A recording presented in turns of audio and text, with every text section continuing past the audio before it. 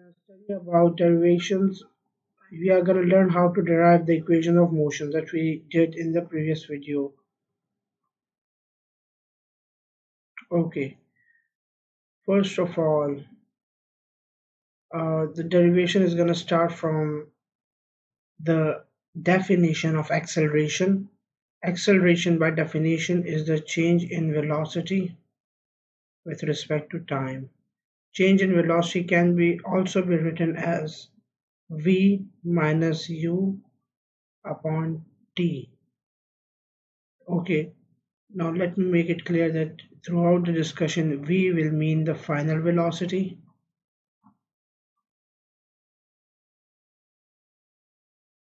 u will mean the initial velocity,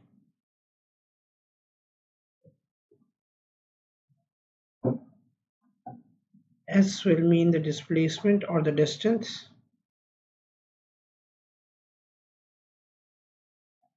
and a will mean the acceleration, t will mean the time.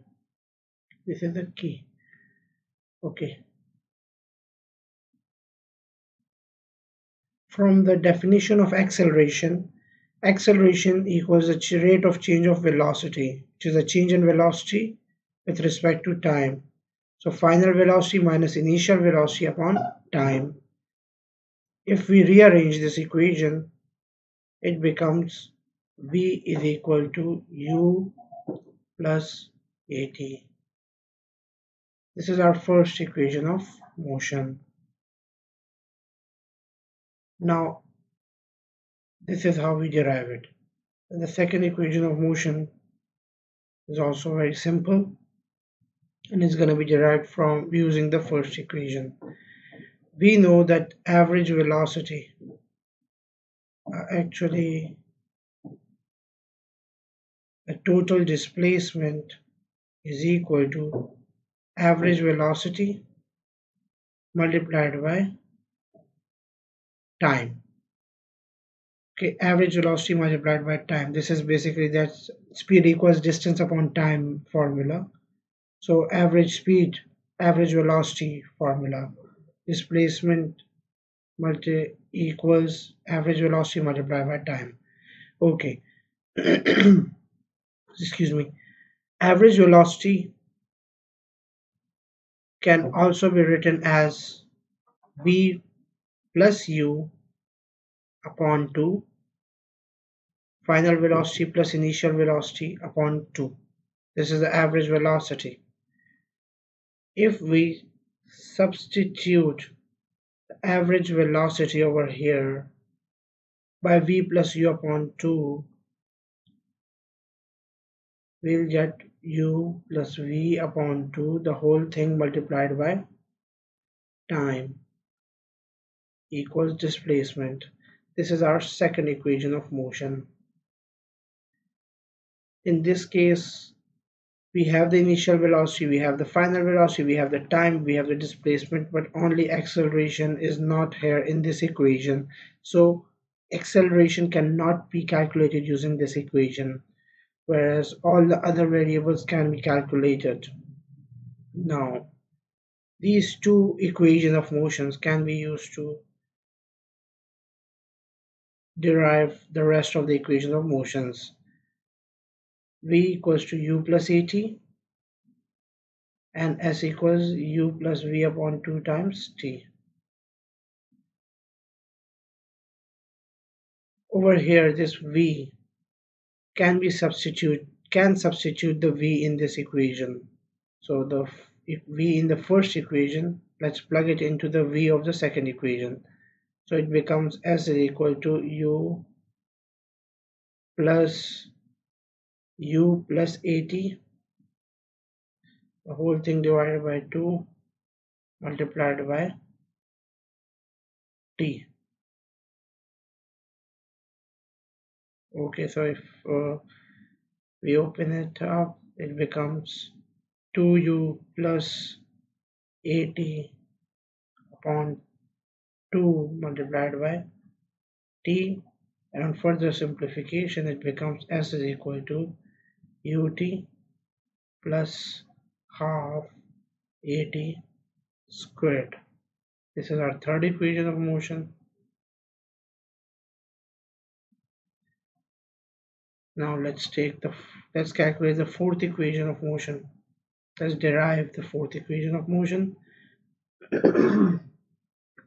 Okay, in this fourth equation of motion,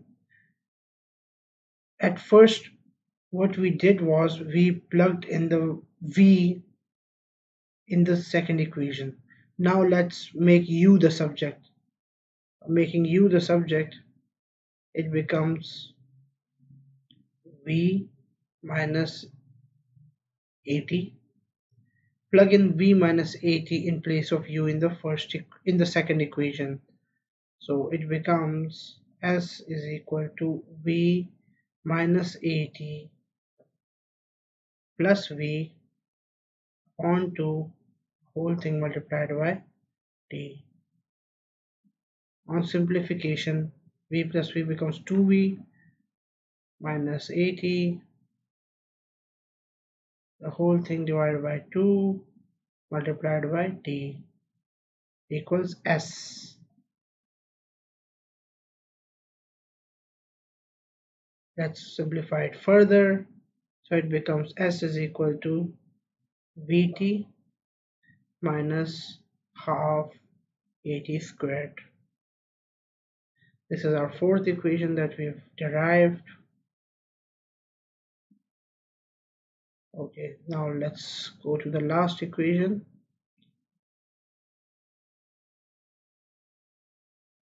As I told you guys earlier, v is equal to u plus at and s is equal to u plus v upon 2 times t,